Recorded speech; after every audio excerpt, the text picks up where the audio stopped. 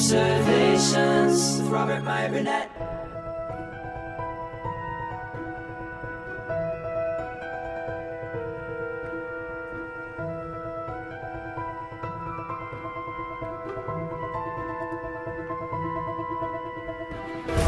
Well, greetings, imagination connoisseurs. Once again, it is I, your Duke of Dope Discourse, your master of fun and wonder, your viceroy of verisimilitude, your sommelier of sci-fi and cinema, your evangelist of the imagination, and, of course, your existential Mr. Rogers. That's right, me, Robert Meyer Burnett, and this is Robservations, episode number 698, and I am Robcasting at you imagination connoisseurs, you members of this, the Post-Geek Singularity. This is, of course, the show about something. Now, today's story, what I was going to cover today, I didn't want to cover.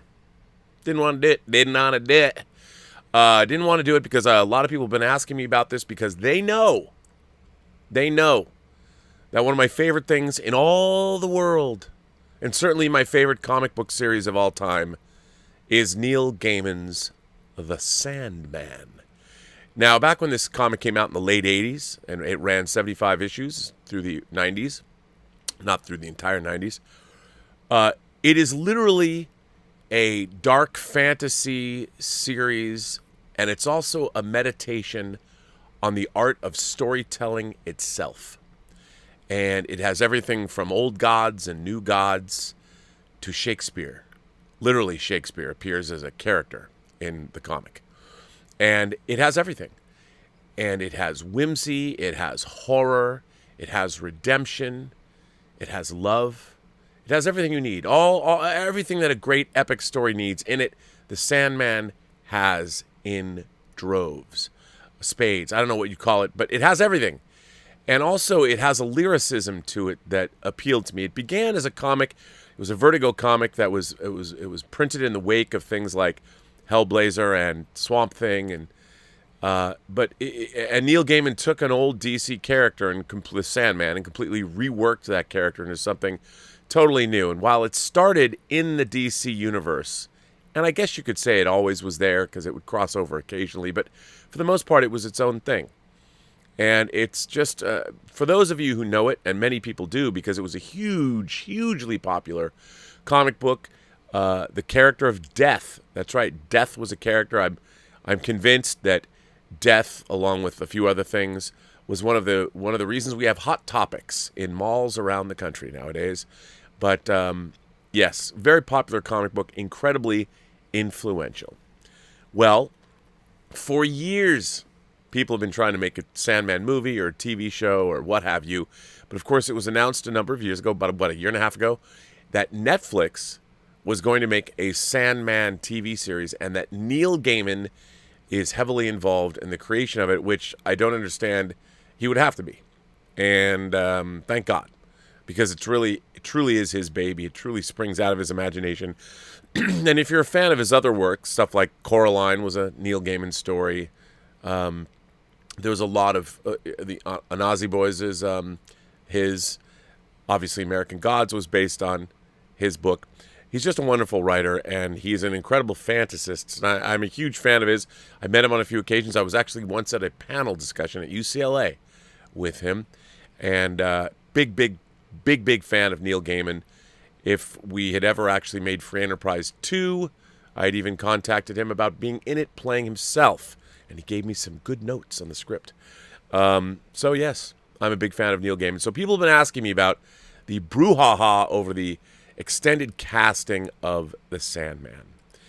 And I figured I would talk about it because many people have asked and have been sending me things and asked me what I thought.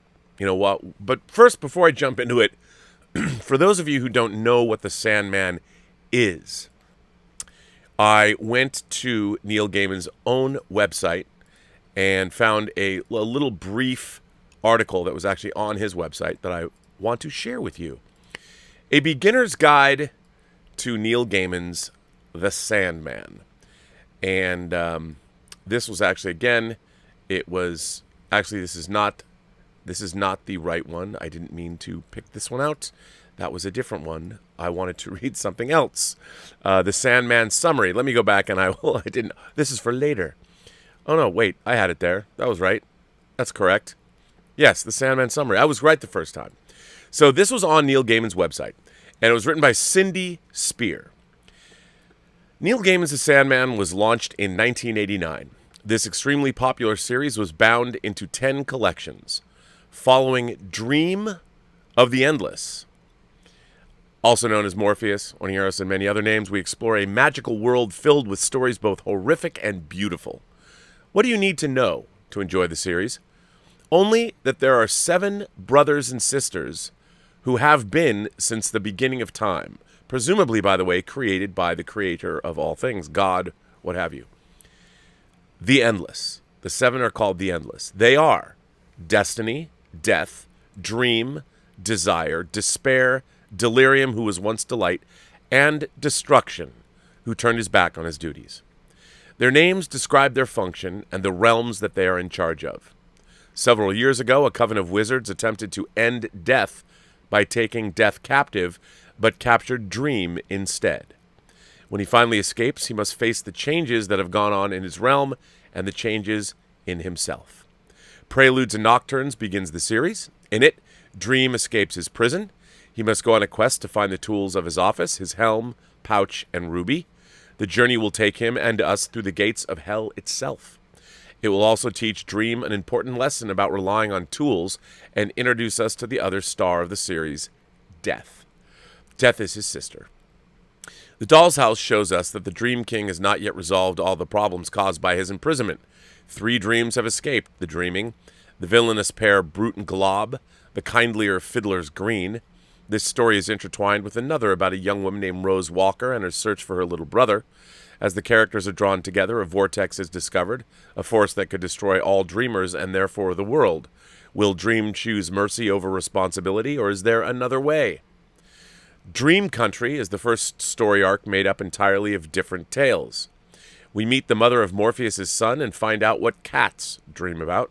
We also discover the origins of Shakespeare's Midsummer Night's Dream. The latter issue, number 19, is the only comic book ever to have won a World Fantasy Award. It's also the only comic book I ever gave my mother to read. My mother's a crazy cat lady. Death has her own bittersweet story as she attempts to help out an agoraphobic ex-superhero. We return to the regular series with Season of Mists, which is my personal favorite story.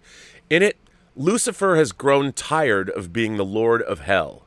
He kicks everyone out and locks it up, and then gives the key to Dream.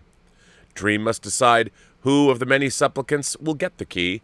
This is considered the most popular story arc, filled with a cast of thousands as beings from many pantheons and myths vie for this instrument of power. In A Game of You, old witchcraft and fantasy mixed together to create an adventure featuring Barbie from the Doll's House. She discovers that her vivid dreams are truly a gate to another world, where she is a princess trying to save her subjects from the clutches of the cuckoo.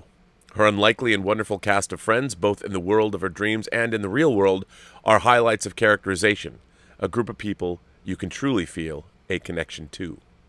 Fables and Reflections is another story collection.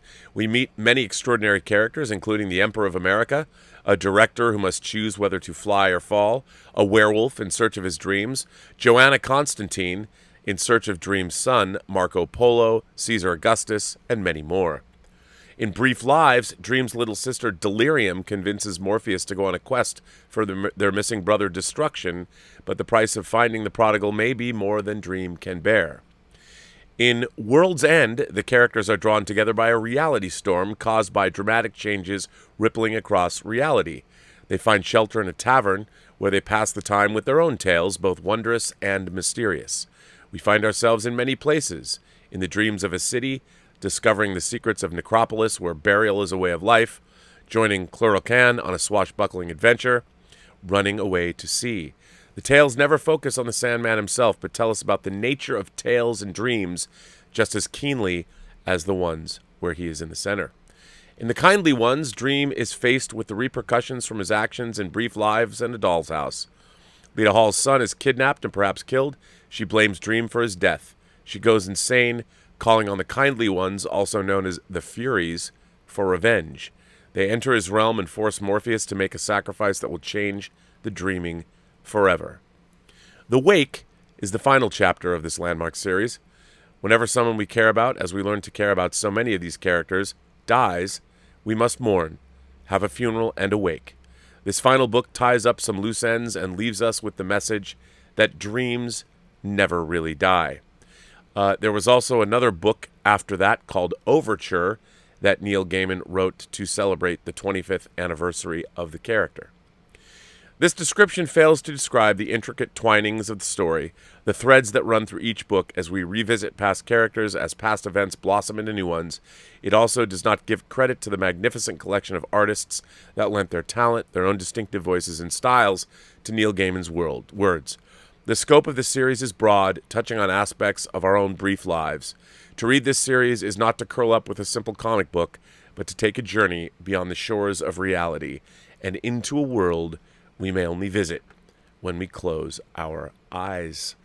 So for those of you who don't know what the Sandman is, I think that's a pretty good, doesn't really give anything away, but it's definitely a pretty good indication of what you might find if you crack open the pages. And I would say that when it first starts, there's some connections to the DC universe that might be a little nebulous in the first couple of issues, but as you get past the first few issues, it starts really cooking.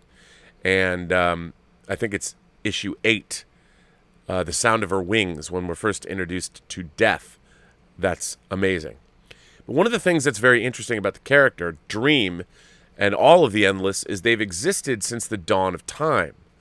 And as we see, for instance, in issue 19, The Dream of 1,000 Cats, our main character, Morpheus, who, by the way, here is a very artistic rendition of Morpheus of the Dreaming. Also on my own thumbnail, as you can see, the way Dream mostly appears is late 80s Robert Smith. He looks like a punk rocker or a goth, call it what you will, alternative rocker. But really, he looks like Robert Smith from The Cure. And as we all know, maybe you don't know, but here's his sister Death. And Death was always portrayed also as a pixie-ish punk rocker, gother. Actually, she's like a goth rocker. She always wears an ankh. She has a little design above her, or below her right eye. But this is how she was always portrayed in the comic. There is also another character, another member of the Endless, which is Desire. Desire was always ambiguously sexual. She embodied all desire of all people, and she really liked to play on that. And she says in this panel, or he says, it depends. Desire can be whoever you want. Desire was created as a non-binary character. And this was very forward-thinking of Neil Gaiman. There are many different kinds of characters in Sandman, but I guess you would say today that it is filled with all kinds of LGBTQ characters. It is decidedly a comic that was inclusive. I'm sure that represented the kind of friends Neil had growing up. He seems like he was he was friends with everybody. So that was another thing about the Sandman that made it appealing to many people, is that it did have a very inclusive bent to it. Well, now, the original casting of the Sandman, they announced this a while ago, and the original casting of the Sandman was done. It was back, on January 28th. Tom Sturridge is going to play Dream, and Gwendolyn Christie plays Lucifer, Lord of Hell. And then we also have Vivian, I can't even pronounce her last name, Ashimpong, Boyd Holbrook, Charles Dance, Asim Chowdhury, and Sanjeev Bhaskar round out the dark fantasy drama. And Netflix is describing the show as a rich blend of modern myth and dark fantasy in which contemporary fiction, historical drama, and legend are seamlessly interwoven. The Sandman follows the people and places affected by Morpheus, the Dream King, as he mends the cosmic and human mistakes he's made during his vast existence. Well, the Sandman has a large secondary cast, and they announced that cast this week, which is why I started hearing from people. And here, oops, let me, where was I? So here we go. Cast revealed for Neil Gaiman's The Sandman. Patton Oswalt, voicing Matthew the Raven, joins David Thewlis, Jenna Coleman, Stephen Fry in Netflix's dark fantasy series based on the popular DC comic books. Show follows people and places affected by Morpheus the Dream King as he mends his cosmic and human mistakes. Well, here are some of the people and some of the people that are playing these roles. And a couple of the things that people had written to me about was the casting and the way that they were going with the casting. Specifically, Kirby Howell-Baptiste is playing Death, and you'll notice that in this ad, they also gave people pronouns, which I thought was sort of interesting, but not unexpected for the Sandman, because if there was one property that I would say where this is something that is almost integral to these characters of understanding them, you could absolutely mention this. So Mason Alexander Park is playing Desire, and Mason's pronouns, or Desire's pronouns, are they, them. And a lot of people are like, oh my God, this is just the height of identity politics and woke. No. I can understand why people think that. But this is the one property that I would say it's absolutely justified. In the case of Mason Alexander Park, Desire is in fact and was always a character that was non-binary. Desire would appear to whoever was beholding they or them what that person wanted they or them to be. So it makes sense that they added these things. I mean, I get what they are doing because that was definitely a part of the fabric of the Sandman. But one of the things that people really object to is Kirby Howell-Baptiste as Death. Here's a picture of her. She's a lovely woman. I like this picture because it shows she just has a vibe here that she's conveying that I think is both regal, beautiful, and slightly dangerous. And I'm like, that's who Death should be. Now, everyone's complaining because Neil Gaiman's Death is such an iconic character. To know Death from the comics is to love her. But here's the thing about the Sandman. Now, at least the way I see it. The Endless have appeared many, many different ways throughout history. And when human beings were basically congregated only in Africa, early humans, Death would look like the people that lived there. And it makes sense. Just like in Dream of a Thousand Cats, Morpheus appears as a black cat to another cat. Yes, the Sandman talks to animals, indeed is an animal. And this was part of the comic that I gave my mother, The Dream of a Thousand Cats. And if you read one Sandman comic and you're a cat person, do yourself a favor. You don't need to know anything about the Sandman other than what you've heard just now, but get issue 19 of the Sandman, The Dream of a Thousand Cats, because you will love it. So the Sandman has appeared as a black cat. Now, obviously, the Sandman, as everyone knows him, looks like Robert Smith of The Cure. But when I was reading the Sandman, sure, you have characters like the Sandman appears. We see the Sandman throughout time. And yeah, he usually appears that way, so we know who they are. Because if they appeared differently in every issue, it would be a problem. But in terms of what the Sandman's characters, all of the aspects, the 7 members of the Endless family can look however they want.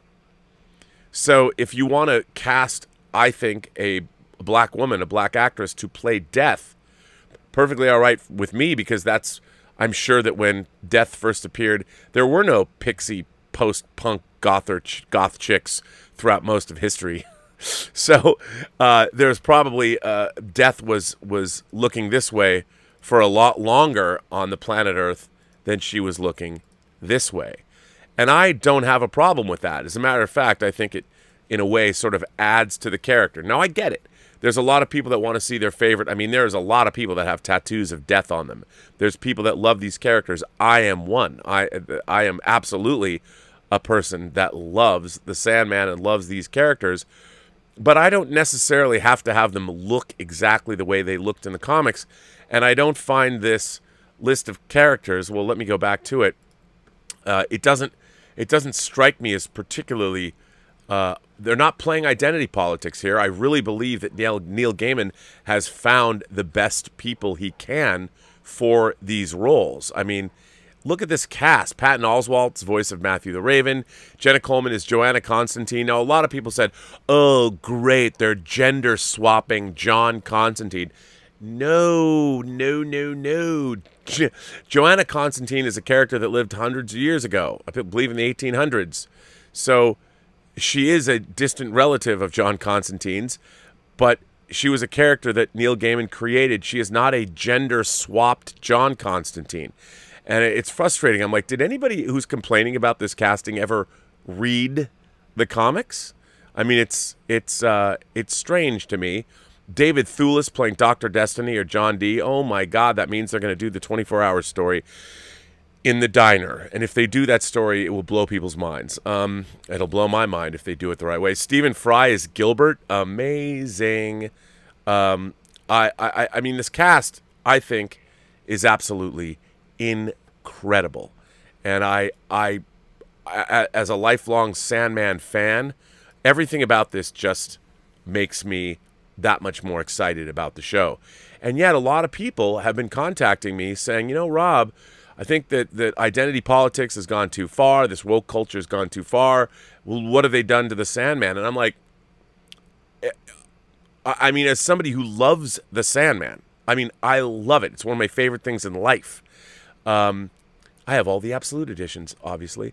I just didn't understand this because anyone who's read the comics knows they can look or be any way they want to look or be, but they were drawn a certain way as so we understand them. But as I said, you know, Neil Gaiman would write the Sandman as a black cat, even though he's a pasty white dude that looks like Robert Smith. But he could also be a black cat if he wanted to be.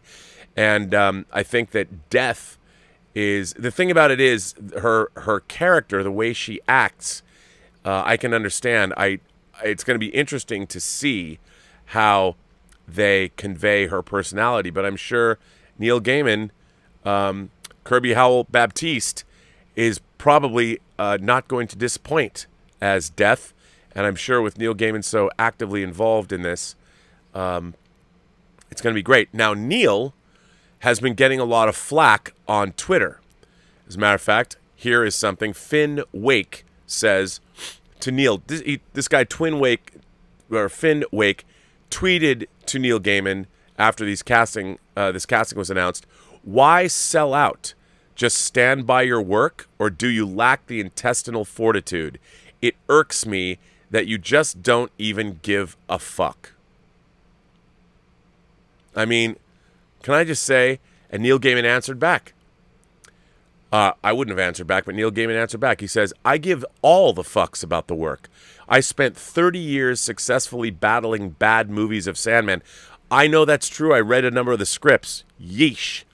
I give zero fucks about people who don't understand, haven't read Sandman, whining about a non-binary desire or that death isn't white enough. Watch the show, make up your minds." Amen. Now, I understand this is a difficult issue for people to understand, but if there's one comic series that can change things around, change the status quo, do whatever it wants, it is the Sandman. So I understand that people they want these characters to look like they stepped off the page, and I would say, how odd would it be? How are you going to create verisimilitude if you're going to make a character, like if you're going to make Morpheus walk around the entire show looking like this, you know, or Death looking like this? I mean, it might work in animation or something, but in real life, I just don't know how it's going to how it would work. So I think they're going to make them a little bit more grounded as characters. I mean, I think that judging from the other people that they've cast, what I love, one of my favorites is I'm not familiar with Donna Preston's work, but I love. I mean, if you know the comic, Donna Preston as Despair. My God, I can see it in her. I'm like, that's going to be amazing. And I look at these characters, and I'm just like, I'm very excited about who they've put together for the show. And I just can't wait for this show. And I once tweeted to Neil about, I said, are you going to do the Dream of a Thousand Cats? And he confirmed that they were, which I guess would have to be an all like Chronicles of Narnia animal cats. I can't wait for that. Or they could do it. They could do the whole episode animated and it would work. I mean, there's so many things. They could do anything with the Sandman. And I just, look, I understand some things I would object to immediately because it seems like pandering on the part of the filmmakers who are swapping races or changing things around. We have a gender swap. Dr. Kynes in Dune has been gender swapped from a man to a woman. None of that stuff really bothers me. You know, I don't feel that it's going to affect the story really at all. And it'll be very interesting to see. The most important thing is the relationship that Morpheus has with death. That the crux, that brother-sister relationship is at the heart of his personality. So it really depends how they play it. And I'm hoping it's going to be great. But again, it's just, you know, it's crazy to me. And I understand we're living through this age where a lot of, I understand how everyone's all heated up about this, but I would implore everybody, as Neil Gaiman himself said, just wait to see the show. I have utter faith. I mean, this is, to me, my most eagerly awaited television show that is upcoming is The Sandman. And I expect it to be as revelatory as a TV series as it was for me as a comic book experience. I really do. Yes, am I setting myself up for disappointment? Probably. But I now, knowing what can be done on television, I think this is going to be beyond great, and I can't wait to see it. And I think the casting is pitch perfect, and I just cannot wait. These casting announcements show that they're going. Neil Gaiman's going full strength, doing whatever he wants, and I think he's going to make this show something extraordinarily special. At least I hope he will. For those of you who don't know, tonight, by the way, we have a special guest on Midnight Metal.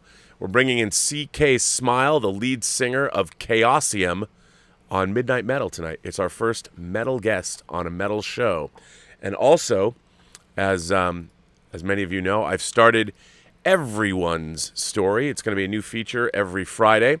And what I'm doing is maybe it won't work because nobody will answer, but I'm asking people to record a short video, please no more than 5 minutes, a short video telling me a story, telling the Post-Geek Singularity a story. Because as I say at the end of every show, everyone has a story to tell. All you have to do is listen. And this week's topic is, tell us about your first kiss. Tell us, it could be anything. It could be the first time a giant slobbering St. Bernard licked your face, or it could have been an aunt or an uncle, giving you an unwelcome kiss, or it could be a significant other you wanted to kiss for a long time. I don't know because I haven't heard your stories.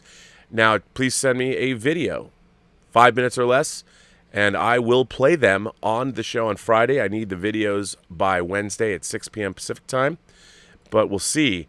Will this be something that people will dig? Will they participate? I don't know. It's up to you. It's another way that we're trying to build our community. So tell us the story of your first kiss. Was it good? Was it bad? Was it welcome? Was it not? What was it like? Only you can tell me. So hopefully it'll be a fun thing to do, or not. We shall see. I might crash and burn, but maybe I won't. It's all up to you. You're the ones that are going to make this or break this. So, the first letter we have in comes from Undead Sick. Undead Sick. Hello, Robert. I am sending you this letter because I want to share a relatively fresh frustration with you. This topic is going to be about The Last of Us. Let me start by saying The Last of Us Parts 1 and 2 are my favorite video games of all time. It has an amazing story, great characters, and fantastic world building. And I don't think I'm the only one who feels that way. That said, my frustration is not coming from the games themselves, but it's actually focused on the upcoming TV show. Now, I was absolutely for a TV show, about the game, but my excitement dropped rather quickly when I heard the casting news, to be honest. Don't get me wrong, I love Pedro Pascal and Gabriel Luna as actors, but in my personal feeling, I think this is a total misinterpretation of the characters from the game. Now, I probably know what you're going to say. It's not about which actor plays which character. And if that is your response, I'm going to have to respectfully disagree with you on that. My own approach as a movie critic and fan towards this subject has always been on a different level. Now, when you make an adaptation on a novel, for example, that's written word. It's open to whatever interpretation you want. Everyone creates his or her own image about how they think the character looks, moves, and speaks. And we're all allowed to use our fantasy to create that character or characters from the words that are spoken to us, unless, of course, there's a clear description about the character being Asian, for example. Then there are certain limits to your fantasy, in my opinion. So when it's an adaptation from a novel, you have more free reign. But in my opinion, when you make an adaptation about a video game or comics, the way the character moves, what he looks like, etc., has already been laid out for you. Who the character is already on the page, so it's already kind of set in stone what the rules are for that character. Again, this is just my personal feeling. For example, I'm a huge Walking Dead fan. It's my favorite show. Now, if they had taken the character of Morgan Jones, for example, Lenny James's character, and made him a white dude, me and a lot of the other fans would have been furious. Same when an Asian woman, for example, would be turned into a white American woman. Going back to The Last of Us, when this show was first announced, a lot of us fans had already laid out who would have been perfect for Joel, for example. I'm sure you heard of an actor named Joel Edgerton. Now put his picture next to a photo of the character Joel and tell me it isn't an exact match. Same goes for the character of Ellie. I can put her picture next to a still of Elliot Page, and I already know who the best choice would be. I'm not trying to sound arrogant or condescending to the movie makers, but as a movie critic and fan, stuff like this always frustrates me. Maybe it's because I'm so passionate about these two games and my love for them that I'm being kind of judgmental. But again, for me, it's all about the right representation. I totally understand the meaning of the word adaptation very clearly, but for me, there's a certain set of rules when it comes to these things, and my personal feeling is that when it's the written word, it's open for creative freedom and up to the imagination, but when the picture and framework of what and who that character has already been given to us, in my mind, there is no room for leeway. I'm sorry for this kind of long letter, but I felt like I really needed to put my problem on the table for you properly to address it. I'm excited and curious to know what you think and how you feel about this. Greetings from the Netherlands, Undead Sick. First of all, great letter, Undead. You can see obviously why I wanted to follow up today's subject matter with this letter. Here's my feeling. Again, I'll tell you something. One of my favorite stories in the world, aside from the Sandman, of course, that I read every year at Christmas was from Stephen King's book, Different Seasons. And the story was called Rita Hayworth and Shawshank Redemption. The movie was actually called just The Shawshank Redemption. And in that story, the character of Red, played by Morgan Freeman in the movie, was a white Irish dude. And when they chose to, when Frank Darabont beautifully wrote and directed that feature, he cast Morgan Freeman as Red. And even in the movie, when Andy Dufresne says, "Why do they call you Red?" and Morgan Freeman answers, "Maybe it's because I'm Irish." Can anybody ever, in their mind's eye, believe that there was ever more perfect casting in any movie ever than Morgan Freeman as Red? What if he was a white Irish dude? Can you imagine that? If the character of Red was not Morgan Freeman, it would have changed the whole dynamic of that movie. One of the great things about the beauty of that film is race is never really mentioned, and the friendship that develops between Andy Dufresne and Red is a genuine friendship between two men. And I can't even imagine a world where a movie like The Shawshank Redemption exists without a black man in the lead playing Red, along with Tim Robbins. And I would say this. I understand where you're coming from. If there's something that's so beloved, you know, you want it to be a certain way. But I would say wait until you see the show before you get worried about it. Wait until you see it. I mean, look, Wolverine is supposed to be short, 5 feet tall, and hairy. But in the movies, Hugh Jackman as Wolverine was 6 feet tall, strapping, handsome, and didn't look like Wolverine. And yet he played Wolverine for 20 years and was beloved in that role for almost 20 years. Can you imagine another Wolverine? Yes, I'm sure you can imagine other actors, but when Hugh Jackman was first announced, nobody knew who he was. But when they first saw him, everyone's like, well, he's not, short, he's too tall. But he played the character of Wolverine terrifically. He embodied that character, and I can't imagine anyone thinking that, would there be anybody else to play Wolverine? I don't know. I would say wait. I understand, as a fan, I feel the exact same way as you do. I get passionate about who I want to see play a character, and when they don't cast the way I thought or I think, there's always trepidation in me I'm like, oh my God, how's this gonna go? Yeah, and I wouldn't worry about it. I would just wait and see, because it might be great. It might be great. So, I think that's something to remember. Absolutely. What else? Here comes a letter to us from Jason Webster. Hi, Robert. I hope yourself and the engaging members of the Post-Geek Singularity have sailed effortlessly and have lined up a weekend of fun and relaxation. Recently, I had the immense pleasure of viewing Saiyan Sono's, he's a Japanese filmmaker, latest film, Red Post, on Escher Street. I have read reviews labeling the film a masterpiece. I am a very big fan of Saiyan Sono, beginning with Suicide Club, which, oh my God, if you haven't seen that movie, oh my God. But his Saiyan Sono, Sionsono, is one of the most exciting filmmakers, I think, working today. Just look into his filmography and start watching the trailers. You'll be like, what? Where has this been all my life? I've read reviews labeling this film a masterpiece, and I agree. The film is personal to Sono as a passion project, as he wanted to make with his students he was teaching in an acting workshop. Sono said as much in an interview prior to the film's release. Simply training the students wasn't enough, so I decided to make a film with them.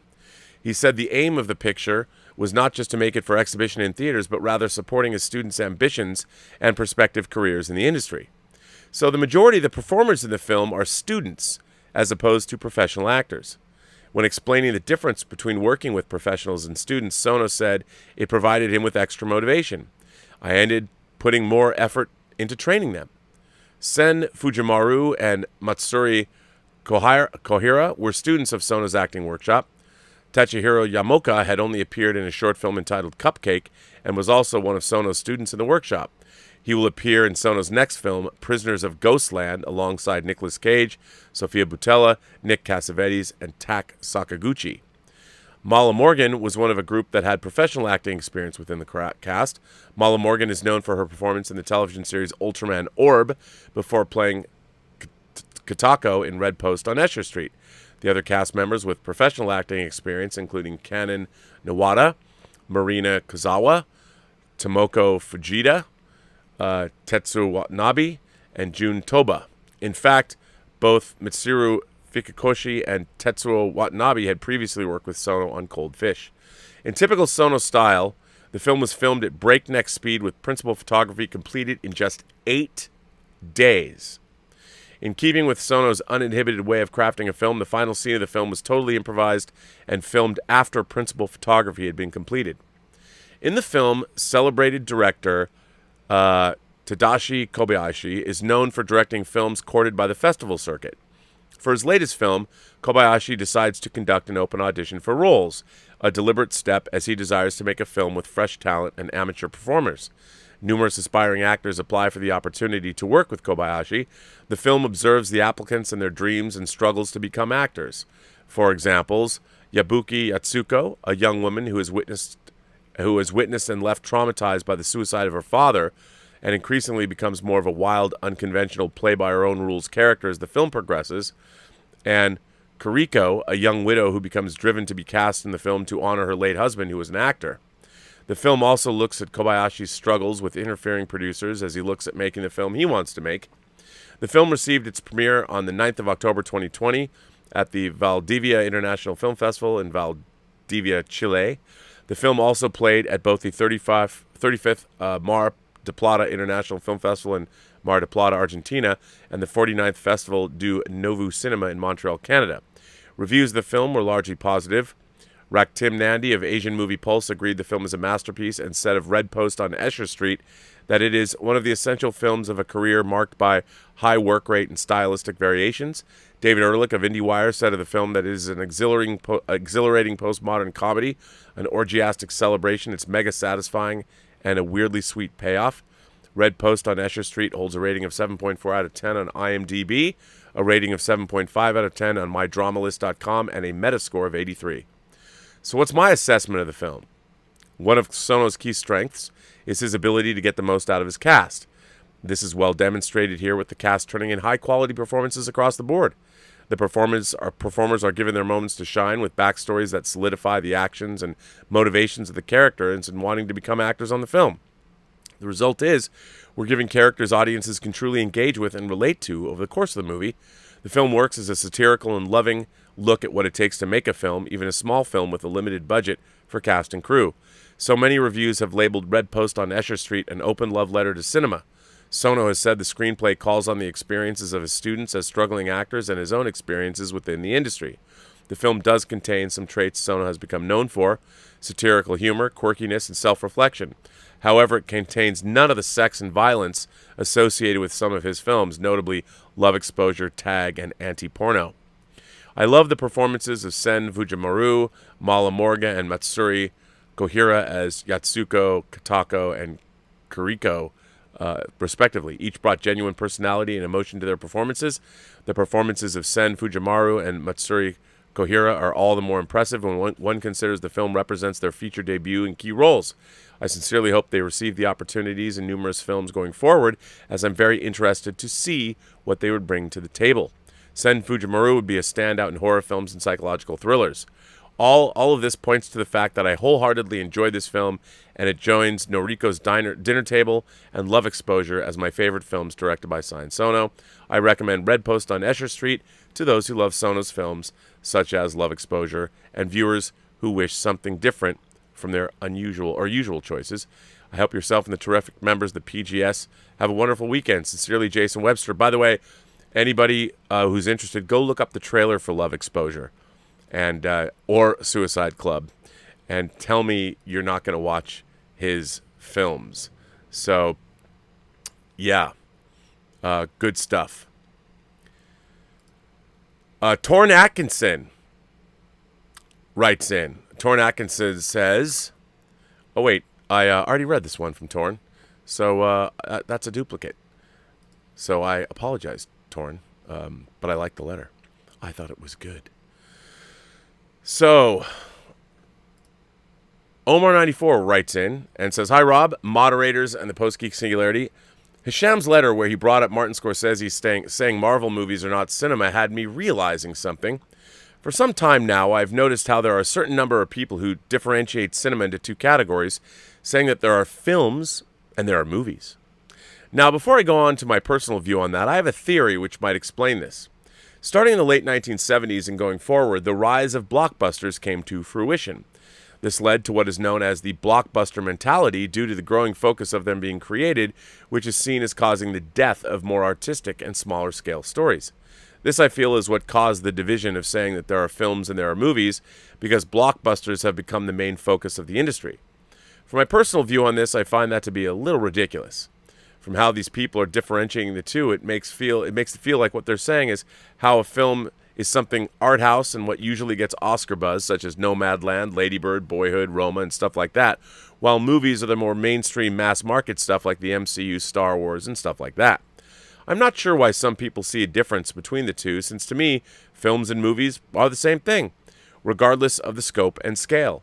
I think a movie is a more casual term while film is a more formal term, both meaning the same thing.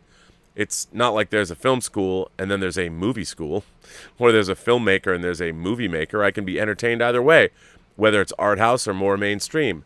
For example, I like Lost in Translation, which is more art house, but I also like things such as Jurassic Park, Indiana Jones, Die Hard, Back to the Future, E.T., and so on, which are more mainstream.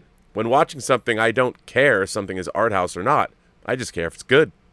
If you look at classic Hollywood cinema, there were all types of stories told, but nobody who watched them differentiated them into films and movies. You can look at film noirs like The Maltese Falcon, Sunset Boulevard, and Double Indemnity, adventures like The African Queen, King Kong, Jason the Argonauts, and The Adventures of Robin Hood, comedies like Bringing Up Baby, Some Like It Hot, The Apartment, romance like Sabrina and Roman Holiday, epics like Gone with the Wind, Ben-Hur and Spartacus, musicals like Singing in the Rain, and so on. But nobody would say some were films while others were movies. When people watched all of those, they would just see them as being the same thing. It's a shame that type of thinking is not seen by some people, but that's just how I see it. Thanks, and live long and prosper. Well, I think we all know what people are saying when there's like, oh, this is a film and this is a movie. I think it really goes back to something that's shamelessly commercial and something that's art house. I think you kind of hit the nail on the head. And I think, something that is more commercially appealing tells a rather straightforward story in whatever genre you're talking about, whether it's a romance, whether it's action, adventure, science fiction, horror. There's traditional narrative structure, and those stories are designed to be entertainments and not necessarily intellectual puzzles. Like I would say, when I think of movies that aren't going to ever get made anymore, movies that I love, I think of foreign films of the 60s, for instance. My beloved Antonioni, the Ennui trilogy, La Notte, L'Avventura, and La Eclipse. I've always often said, and I've used them, I haven't talked about them in a while, but some people from this group have watched those movies, and you realize how different they really are than, say, your standard commercial fare. There's a movie I dearly love called Last Year at Marienbad, and that film is murky and nebulous and beautiful, and I love it.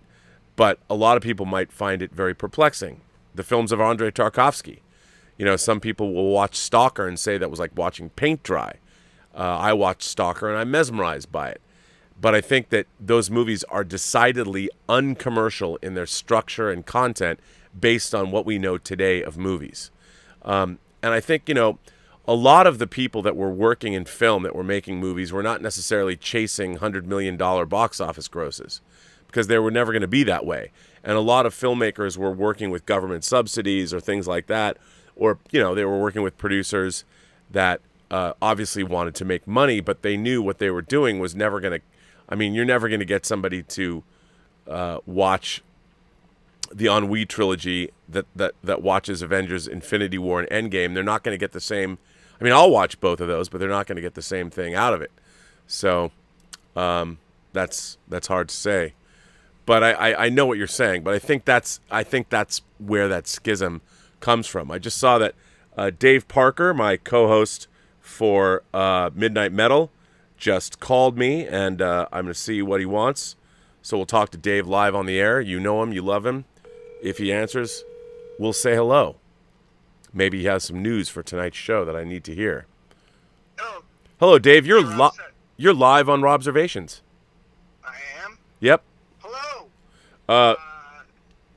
You were calling, and I figured I would answer the phone because you might have information for me. No, just make sure that all your tech is working, and then promote, post online. You mean post online? You mean tell everybody that tonight on Midnight Metal, CK Smile, the lead singer of Chaosium, is going to be on Midnight Metal tonight at 1 a.m. I think if you could do that, that'd be good. Well, I have your lovely graphic that you made. It's up right now on screen, Dave. So do you have anything that... Sorry, I didn't mean to interrupt the show. Do you have anything you'd like to tell the audience since you're here that might not know you because they have never watched Midnight Metal? Oh, you're in for a treat. It's, what is Midnight Metal, Rob, except a celebration of life and squeezing the most out of its testicles? Well, there you go. Making the most out of life, and teasing what? Teasing it all out. Squeezing the most out of life. Oh, see, I like my testicles teased rather than squeezed. Maybe that was... well, yes. Well, that's not very metal, but, hey. But no, it's going to be... Look, it doesn't matter who's on. Everyone's cool. It's a really fun time.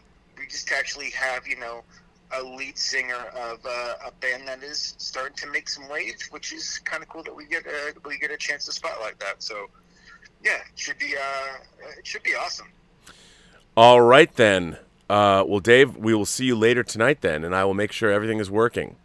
I will send you, you know what, I'll send you the link to the show soon so you can send it to him. Awesome. Sounds great. That's the one for him. Gotcha. Yep. All yes, right. sir. All right.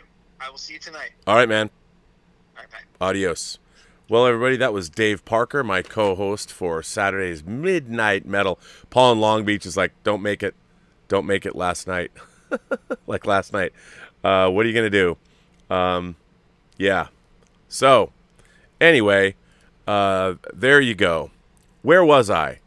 I was talking about films versus movies. Omar had that. So, yeah.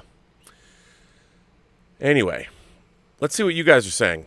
This show, by the way, I didn't mention that I have to cut this show rather short today. But anyway, let me go back and see. There's a couple of super chats that came in last night, and I'm going to read them again. I'm going to start with them. And let's see.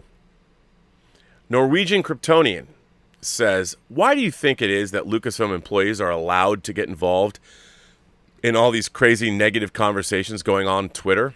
Shine on, you crazy diamond. I don't necessarily think that they are. I really don't. I really don't. So, you know what can you say? I think, look, we all now have a voice, and how can you not jump in the fray? I think that a lot of companies limit and actually put limits on their what their employees can and can't say. I really think that's, but I people can't help themselves. I look, if I had employees, I would say, look, you can talk on social media all you want, but you just can't directly talk about our company or what we're doing unless it's on an informational capacity. I don't think it's good policy when you're interacting with fans, especially if you're going after fans or you're saying, like, that can only be damaging. And I don't understand why that is. I really couldn't tell you. Mr. Sean Three Kids sends in a super chat and says, Mr. Hamill is upset how his character turned out. Rob, do you think actors who have had a part for 40 years should have a say, or do directors know best? That's a really good question, actually. I think here is my problem with actors having input into stories. Which is this. Actors, they're all obviously only thinking about themselves for the most part. They're not necessarily thinking about the larger story as a whole and all of the other actors and their parts. And I understand that. I do. And I also think that, for instance, I'll use a great example. Star Trek Picard obviously could not have happened without Patrick Stewart. And in order to get Patrick Stewart's input or to have him come back to star as Picard, they had to appease him. He had demands. He said, look, I'm not going to come back unless I'm treated this way. Now, here's the thing.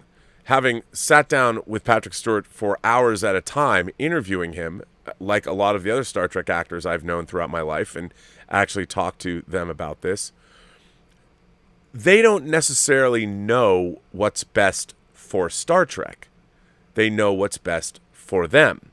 And I'm sure Patrick Stewart, after his experience on Logan, which he felt, and we all know, was a great film. I loved Logan. I thought it was a great comic book movie, but it was just a great film. And what Patrick Stewart was able to do with that character of Charles Xavier later in life, losing control of his faculties, I mean, that was really great.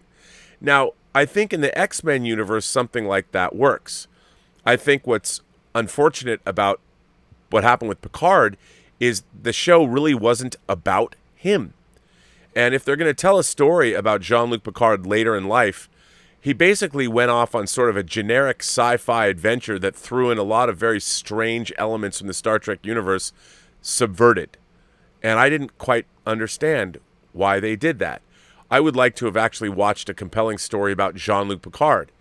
What does a character like that do when you're later in life? And I felt it was, I get it, but they just played the same kind of thing that Patrick Stewart wanted Picard to be more like himself later in life, and I just think it didn't work. So I am usually against actors having input on stories, unless they've already proven themselves to have great storytelling acumen. That said, I also think that it's not the job of a director to take a beloved character and subvert that character and turn that character into something that is unrecognizable to an audience. I thought, look, on one hand, the Unforgiven aspect of any character is interesting. But in a sci-fi pulp fantasy like Star Wars, I don't want to see my heroes that way. And I thought that both The Force Awakens and The Last Jedi really damaged our characters. And if you watch, especially if you watch Return of the Jedi and then immediately watch The Force Awakens, all of our characters, just by the state of the galaxy, look like idiots. You defeat the Empire, you defeat the Emperor, and the Republic, I assume, rises and it's triumphant.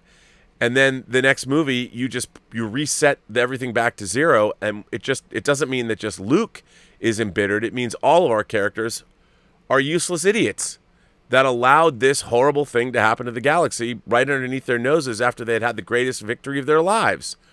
What kind of storytelling is that? And why do you make Luke, just because you want to make Luke, you want to subvert expectations, so you turn Luke into somebody that is completely unrecognizable to the audience from the end of Return of the Jedi? If you're going to show that kind of progression, you need to show that kind of progression. Don't just give us a Luke Skywalker that's a hermit on an island somewhere and throw a tarp over R2-D2 and expect our audience or your audience to like that shit. So I don't think it's an either-or proposition. Should you never let actors give input? No. I think actors give great input. You want their feedback with the story. And in the case of something like Last Jedi, I don't think Mark Hamill was very pleased because, he embodies that character, and he's been that character since 1977. And when he comes back and they're making these new Star Wars movies, the Disney mandate was we need to know a whole new, and I don't know this for a fact, but it's clear, obvious. Why wouldn't they say this? We need a whole new group of characters that people can get behind. And that corporate mentality, that corporate thinking never takes into consideration that, well, wait a minute. What we really want to see is all of our old friends back.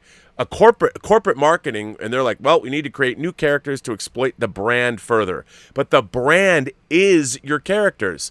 Star Wars is Luke, Han, Leia, Chewie, R2, 3PO, Lando, Lobot, whoever. They're those characters. And if you choose to make Star Wars and not acknowledge those characters and not put them in the movie together, you have failed. It was, as Chris Gore said, malpractice. And maybe they should have listened. They should have listened. Willow says, going off my question about cogenitor from yesterday, do you personally subscribe more to moral relativism, or do you believe that there's universal right and wrong? Oh man, Willow with the easy questions. Should we be able to judge other cultures that have different standards from us? Willow, an incredible question that I am probably, with my limited intellect, not capable of answering. But the thing about... So Willow is referring to a Star Trek Enterprise episode called Cogenitor, which had a race of people that had there were three genders, and it took three people to procreate. And one of those genders was considered lower than low, almost like an accessory as opposed to an individual. And that's just the way their culture was. And Trip, of course, finds the cogenitor a real person and wants to educate them and help this person out. And it goes against the grain and it interferes. It's actually a violation of the Prime Directive, but they don't have the Prime Directive yet, so it couldn't be violated. But anyway, big problem. And it was great, but the whole episode is about that. It's about moral relativism, and it's about us judging another culture. Now, what's interesting is as we're watching this show, I always ask myself about this episode in particular, how do I feel about this? Would I be like Trip? Would I want to interfere? I mean, this is an entire culture that you're talking about. and it might be we might look upon it differently. I don't think that we are qualified to pass judgment. I mean, remember in that episode, they literally just they come across another spaceship investigating the same planet, the same star that they are. And we literally just met these people, and now we're passing judgment on them. I think that's wrong. Now, the way the story is presented, it's clearly in favor of helping the cogenitor out, obviously. But like the episode The Outcast, the season 4 episode The Outcast, where you have a society that's genderless, and Riker falls in love with one of their members, Soren, that is feeling more like they're a woman than genderless, and they don't allow masculine and feminine. They don't allow genders. It's a genderless species. And, of course, the show is trying to say, live and let live. Let Soren be the way she wants. And then at the end, in a very chilling turn of events, she basically has to be deprogrammed from feeling this way. So it was an interesting metaphor. But I think the series, while it leaves us going, oh, my God, that's so messed up what happened to them, I don't think that we can judge alien societies and expect them to adhere to our morality. I don't think we can. I think it's wrong. And it's something we're going to have to definitely come to grips with. So, there you go. Emil Johansson says, what would Superman do against magic? Well, magic is one of the things that Superman can't do anything against. You know, Mr. Mixelplick. That's one of his weaknesses. And so, there you go. That's definitely something that is Superman, use magic against him, and there's nothing he can do about it. Emil Johansson says, my God, how have I missed out on this amazingness? Hope you're talking about the Sandman, Emil, because it's truly amazing, or maybe you're talking about something I don't get, but I encourage everyone to check out the Sandman. Julian M. says, thanks for reading my letter Friday, Rob. I'm sorry about the Pacific Island names. All those vowels are killer sometimes. My favorite Sandman memory is a heady discussion with 4 of my best friends in a Norwestcon hotel room. Such deep ideas and insights. You said it, Julian. By the way, I'm going to do a separate video piece where I'm going to reread your letter and put it up tomorrow, or put it up on Monday for Memorial Day. It was such a great letter. Thank you for sending that to me. I'm glad you like the Sandman, because it's one of my favorite things in the world. It's so great. I love it so much, and it is a very heady series, and it makes you think. And every time I read it, I find something new to love. My man Mexican Iron Man is here. Thank you, Mexican Iron Man. Hail Rob, howdy to the great wrenches, and hello to the awesome PGS stream. As for me, Sandman was one of the few I never read or experienced, so I'm going to give it a go with no expectations. Happy Saturday. Mexican Iron Man, you're going to love it. You're going to love it. It's such a beautiful story, and the stories within the stories are beautiful, and you'll love that. Eduardo Otero. Oh, my God. Eduardo. This is amazingly generous of you. Thank you so much. Eduardo, I am humbled before you. I thank you very, very much from the bottom of my heart for supporting the channel that way. Eduardo says, in episode 653, you read my letter. I'm in the U.S. I'm the U.S. Navy sailor. Oh, right. I'm the U.S. Navy sailor struggling with OCD. I let you know that your show helped me cope when I needed it most. I also said I wanted to send you a hot toy as thanks. Even though you said I didn't need to, here you go. So you can get whichever hot toy you want. Thanks, Rob. Well, Eduardo, you know what? Twist my arm. Twist my arm. I absolutely will get a hot toy, and I will open it. I will open it on Fully Articulated. I'll do an unboxing that is dedicated to you, sir. And that will be that'll be fun to do, actually. As a matter of fact, I'm going to write myself an email to remind myself to do that very thing. I'm going to put this in the subject heading, and I will remind myself actually to do that. but twist my arm. That was very generous of you, Eduardo. And by the way, that was a great letter, and I thank you for that. And I am humbled before you. That was very nice. Wow, I don't know what to say. You know, there's so many hot toys I want. And I will get one. Brian McCann sends in a super chat and says, Rob, are you a fan of The Shining? Oh, I love The Shining. I'm in the camp that the wife is the one who went insane and is having hallucinations, killed her husband, abused the son, etc. A lot of evidence to support it. Yeah, I mean, look, I could see that. I could see that you could make that. But there's so much of that movie that takes place outside of what Wendy's experiencing. But I mean, you know, there's something to be said for that. Although that wasn't what was going on in the book. So I don't think, while it's an interesting way to go, I don't think that was the intent of Kubrick, nor Stephen King. But it's an interesting way to go. Michael Preston sends in a super chat and says, hey, Rob, just to prove I am a true physical media acolyte, I just purchased Justice League from the UK and the 4K release of the Transformers animated movie. Michael Preston, you're a good man. You're a good man. Emma Bannon, the lovely Emma Bannon, got me a 4K steelbook of Justice League. So, and she is obviously a physical media fan herself. So I can't wait. And that Transform, I don't know if I'm going to drop the green on Transformers, the movie, because Transformers, I like Transformers, but it was never like my thing. So I don't know.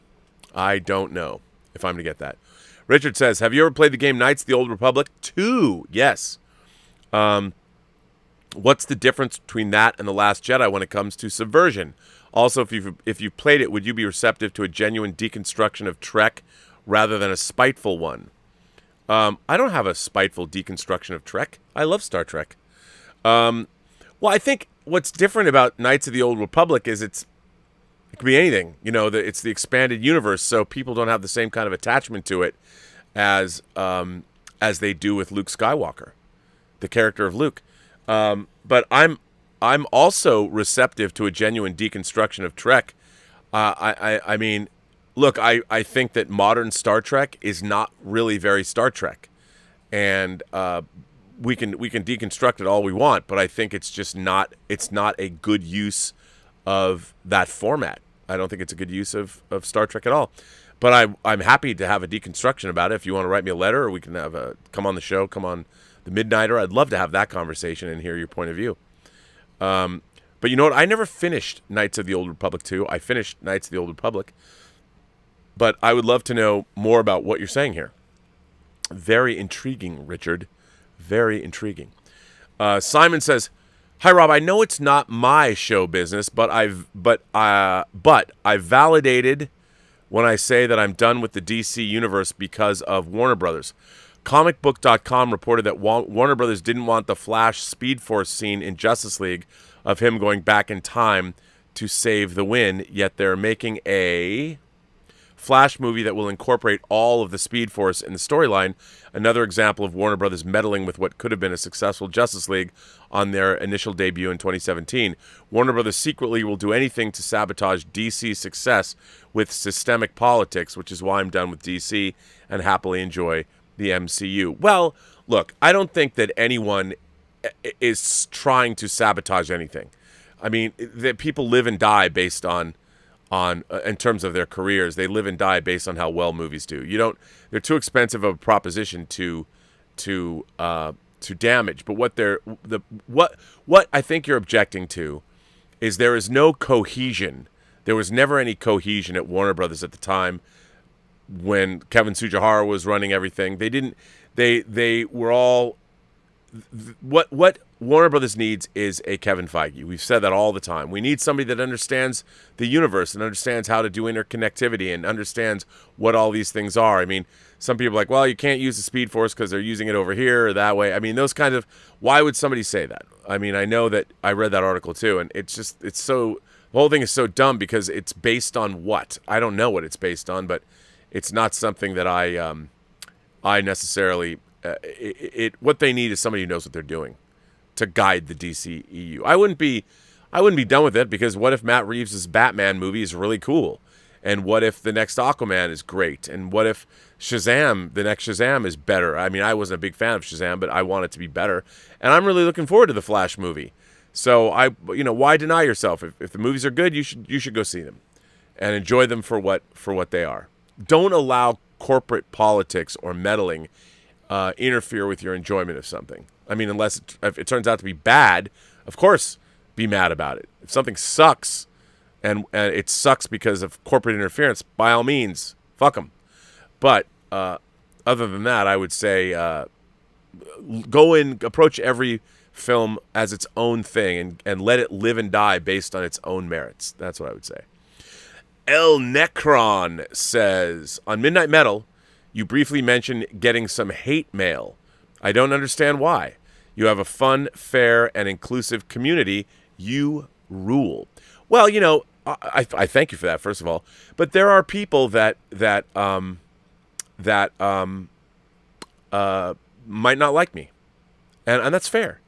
I think some people, like, there have been people recently that have told me to fuck off on Twitter, and call me I forget the actual term they use, but self-important, sanctimonious, all of which I agree with.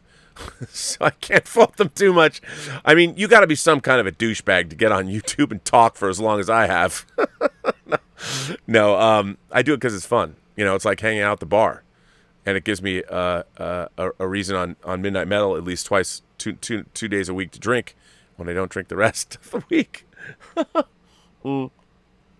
But I appreciate that. I very much appreciate you saying that. But yeah, I think for the most part, it's been a very positive experience with this community. I like everybody. I think we're having a fun time. I'm really looking forward. I think the one thing that I do that's, say, different than other YouTubers is have interactivity with the community. That's what I like. I mean, I like all of you. I like the Post-Geek Singularity. I like my imagination connoisseurs. And anything that we can do together, we should. I mean, let's go forth. Augustin Boyass says, "You're the father I've always wanted." Well, Augustin, thank you for that. I appreciate that. I think the greatest regret I have in my life, I only have one, I guess. Well, maybe 5 or 6, but is that I didn't have children of my own. I would have liked to have been a kid. I would have liked to have been a kid. I would have liked to have been a father to a kid, or multiple kids, or lots of kids. I would have loved to have raised children, because that experience, I think, is what all human beings... I mean, I'm not saying you're not as much of a human being if you don't go through that experience, but I think it's part of our natural life cycle. And I think I would have gained a lot of insight. Plus, I think it would have been fun. I would have loved to have been a dad. Now I can be the dad to all of you. So Augustine saying that I'm the father you always wanted, that's about the nicest thing you could say to me. So I very much appreciate that. Thank you so much. Richard goes on to say, you mentioned that pronouns were appropriate in the Sandman casting sheets, but wouldn't there be an argument that they are of less value than referring to them in every other casting sheet, since the characters in Sandman are not bound by gender? Yeah, but look, here's the thing. I agree with that. But we're now living in a world where they have to sell this show. And I think one of the things that the Sandman always had as a comic was its inclusivity. And that most people don't know what the Sandman is, because it hasn't broken through in pop culture. I mean, yes, comic book readers back in the late 90s or the late 80s and early 90s read those 75 issues of Sandman. And it's become kind of legendary in graphic novel circles. And of course, Neil Gaiman has gone on to become a mover and shaker in his work is now being well regarded. But I think that was a way of advertising the fact that this series is something that inclusion is a part of it.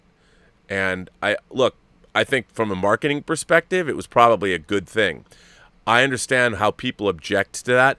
I am not a fan. I find it odd to me that we're going to use words the wrong, like they and them is plural. So I find it strange that we're using, I mean, people just decided to co-opt these pronouns to use for themselves. Now, I'm all for that. I was reading a really interesting thread. Okay, Paul Schrader, the director of Taxi Driver, who's had, he made he directed American Gigolo and Hardcore and Blue Collar, and he goes he's been directing films for 40 years. I follow him on Facebook, and he was talking about Elliot Page and how he was asking, how does it make you feel knowing that Elliot Page was once different than Elliot Page is now? And it was a really interesting discussion for people saying that, okay, well, if you're discussing cinema history, can you discuss Elliot Page's work before Elliot Page transitioned? And there was a woman who came on, and she was very passionate and adamant about her. She said that if you refer to Elliot Page as anything other than Elliot Page, it is hugely disrespectful. And it's not something that should be done. And there were a lot of people, she got a lot of pushback. And the people were saying, well, so, like, what are you going to do when you talk about the movie Juno? It's starring who? Because Elliot Page didn't exist when that movie was made. Inception or the X-Men movies. And it was a really interesting discussion. But my whole thing when I took this away, I mean, this woman was very, very specific in telling all of us in the thread what we should do. And I was like, you know, I'm as respectful as the next person. As a person that I had LGBTQ friends from when I was a very young age, and it never really, you know, occurred to me. I had friends of all persuasions of the LGBTQ community, and we never had conversations like we have now. You know, and I understand, like I had a trans friend, and there wasn't that kind of language today. I mean, the idea of pronouns, and there were constantly conversations about that. Like, are you offended when somebody, you know, I guess you'd call it dead naming now. We didn't call it that because it didn't really exist. That term didn't exist. And she said no, because I used to be different, you know, and that was just the reality of my life. And it's not like I don't remember that. So if people, you know, if somebody were to wantonly call me by what I used to go by before I transitioned, if they were doing that to be disrespectful, I would get angry. But she was telling me that now, no, because sometimes you run into people, or what about people I went to school with, you know, that don't know what happens, and I go back to a reunion, what are they going to do? and it was really, now I think, listening to this woman talk about pronouns and all this, and I felt like, look, you can't expect people, the world at large, to suddenly, all of a sudden, change the way they think about things. It's hard. And when you're a celebrity, and you've become known to the world under a certain guise or a certain name, and then you do something, then you transition. I mean, I thought Elliot Page, how do you go by? What do you do? Like, she was one thing, and then she transitions publicly, and then Elliot Page posted, I thought, a very, very courageous photo of himself with his shirt off, post transitioning, and I was like, that was really courageous. And I'm like, man, you know what? This now, in my mind, when I saw that picture, I'm like, you know what? I don't think I will ever, in my mind, think of Elliot Page as anything other than Elliot Page. I heard that that Netflix actually went back to the Umbrella Academy and changed Elliot's name, previous name, to Elliot, and I thought that was pretty great. You know, I don't think that there's anything wrong with that, and yet we can't expect our entire culture and our civilization to suddenly change on a dime. It'll happen, but there's a natural evolutionary process, and people like Elliot Page are going to be at the forefront of changing people's minds.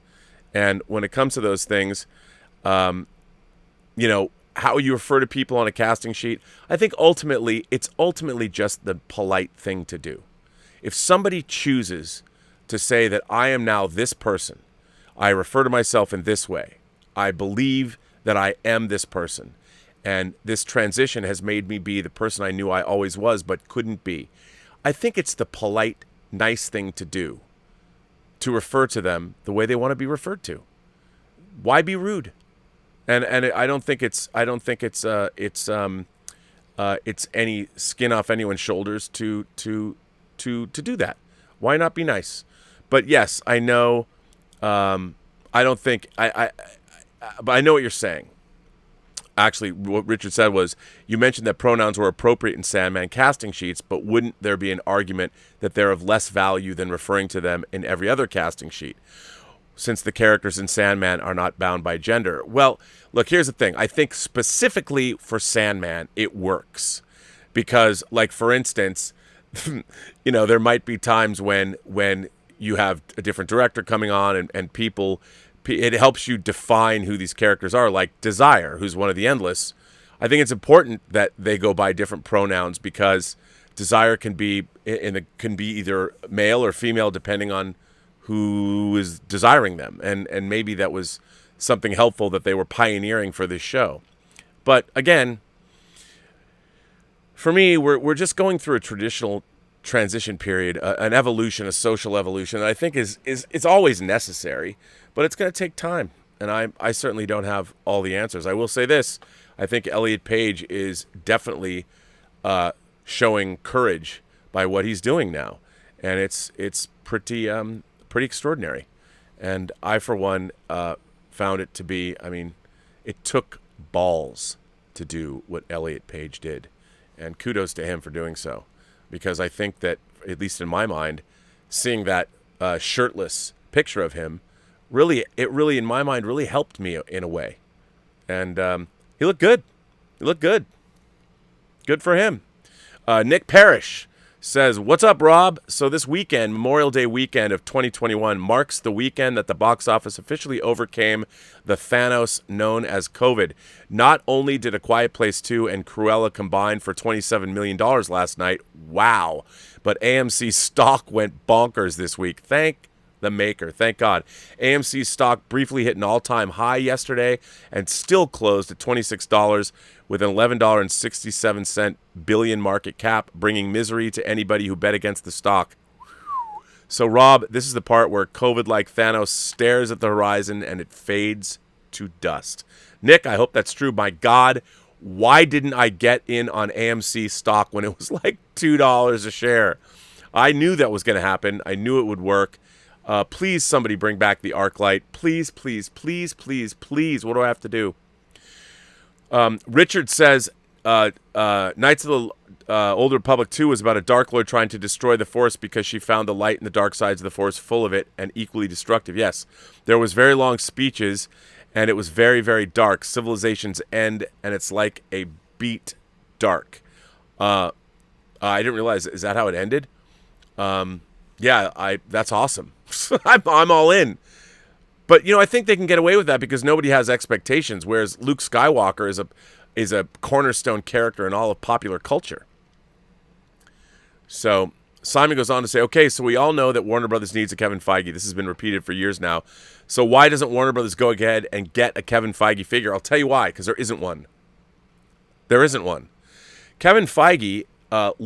He started out, he was an intern, or he worked as a PA or something for Richard Donner, but he worked on 13 movies in a producerial capacity before the MCU, 13 Marvel movies. He saw what worked and what didn't work, and, he came up wanting to be in the business. There's nobody, and he's made Marvel his life's ambition, his life's work. There's nobody available to do that, who understands. Here's the thing. They not only have to understand DC and the DC universe, they have to understand movie making. And when I say understand movie making, understand all of movie making. They have to be able to walk on a set and be able to talk to everybody, put people at ease, get people to follow them. There's not a lot of people in Hollywood that can do that. As a matter of fact, there's only been one Kevin Feige in the history of Hollywood. So they don't know. Who's gonna do that? I don't think there is anybody. There's people that you could say, like, okay, Jeff Johns knows the DC universe and he's been producing. I don't know if he's got the chops really to do that. Movie producing is hard, man, especially at the level you want people to work at in the DC universe. So I think that there isn't one. There just isn't a Kevin Feige figure. Richard says, I'm happy to call Elliot Page what he wants, but as a screenwriter, don't you wonder that there may be a truth underneath it all? That trans masculinity might just be autogynophobia in the same way that trans femininity is autogynephilia. Are you familiar? I am not familiar with those terms. So let me use the newfangled thing that we call the internet, and I'm going to look these terms up, because I can do that right now, which is what is so amazing about the modern age. We can just do it. Let's see. Here it is.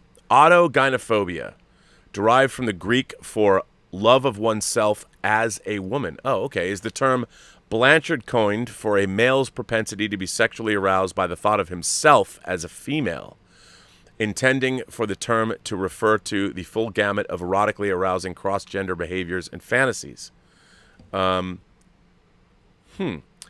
Autogynephilia is, according to this, an underappreciated paraphilia. Autogynephilia encompasses sexual arousal with cross-dressing and cross-gender expression that does not involve women's clothing per se. Interesting. Now, trans masculinity might just be... Now, here's the thing. In the same way that, I guess, trans femininity is... Now I'm familiar with what you're saying. I don't think that's true, to be honest. Knowing, I don't. I think it's one thing, like, if I'm not, but if I was sexually aroused by dressing, cross-dressing, I don't think that's even remotely similar to what being trans is. I think that I believe, my own personal opinion, is people who are trans are literally born that way. They have been born literally in the wrong body. Now, how do they know that? They know that from mentally, they know that. And they've known that probably their whole lives. But what are you going to do about it? Like, what do you do about it? I can't even imagine the singular hell that would be. And I think, when you're younger as a kid, I don't think you know much about your own sexuality, so I don't think it's that. And the people that I've known that are trans, they are, in fact, I mean, I don't know if there was too much testosterone or estrogen in the womb or whatever, but I honestly believe that trans men and trans women were people that are men and women that were born into the wrong bodies. I really believe that. Now, does that mean that there can't be some of this on the spectrum? I mean, again, I'm talking out of my ass. I don't know anything about this from a medical standpoint. All I can tell you is that the people that I've known, the trans people that I've known, clearly are, in fact, the sexes that they present. And they are. And I think it's very different from this, what you're describing, because this, according to this, it's a paraphilia. It is a philia. It's not a real state of being. And look, I can even understand that. I mean, I can understand being totally turned on by projecting myself or seeing myself as a woman and finding that to be a turn on. Even entertain fantasies about, if I was a woman, would I sleep with myself, or things like that. But I don't think that's what being trans is. I think it's a different thing entirely. I think it's actually a real, and one day we're going to be able to verify it. I think one day it's going to be measurable. I think one day you'll be able to see anybody who's trans. They'll be able to look into someone's brain chemistry and go, "Yep, you were supposed to be a woman, or you were supposed to be a man." I really believe that it will. We just don't have that technology yet, but we will, and then it'll be like, "Oh, of course." But I also think that there's a lot more to it, and I don't know much about it, to be honest. But that's interesting. I've trans femininity, autogynephilia, and autogynophobia that's really interesting. Wait, let me look up. I see what you're saying. Phobia and philia, yes. But I'm not a psychologist. I'm not a medical practitioner of any kind. All I can do is make my judgments based on the people that I've known throughout my life, and yeah. So that's it. But that's interesting. I'd never heard that before. That's yeah. All right. And on that note, God, see, I learned something. Even I learned something every day. So that's fantastic. I want to thank all of you for being a part of this show. I want to thank everybody for the generous support of this channel. And you know what? I can honestly say I'm coming away from this channel specifically, I can't wait to tell Elizabeth I get to specifically buy a hot toy, and she won't get mad at me. So thank you for that. And I want to thank my moderating staff. Let's thank the Wrenches. Joshua Levesque is here. Oh, Elizabeth's here, so she already heard this. Brian Hepburn is here. I saw Louise X. Sparrow was here. And everybody, all of you, I want to thank you all for doing the work that you do. And thank you to Mike Bodden and the Richard for being all kinds of fun for everyone. So thank you for that. I want to thank everybody who writes in letters. If you want to write a letter to this channel, you can at the Burnettwork.net. Also, if I can remind you, remember, if you want, I mean, maybe no one will send me a video and this idea will die on the vine in the first week, but this new thing we have called Everyone's Story. Everyone has a story to tell. I need you to make me a video, 5 minutes or less, and tell me about the story that I'm asking about this week. And this week's story is, tell us about your first kiss. And if you'd like to, send me a video to the Burnettwork.net website, and I'll put it up. I need those videos by end of day Wednesday, and I will put them up on Friday to watch. So no, they'll not only be on the show, but there'll also be a separate video collecting these on YouTube. So please be happy with that. So there you go. I think it'll be fun. I don't know if it's going to work. We'll see. Anyway, on that note, every person you meet has a story to tell that you have yet to hear. And all you have to do is listen. And with that, I say to all of you, have a better day. And remember, send us a story about your first kiss. And on that note, I bid you all a farewell. See you tomorrow.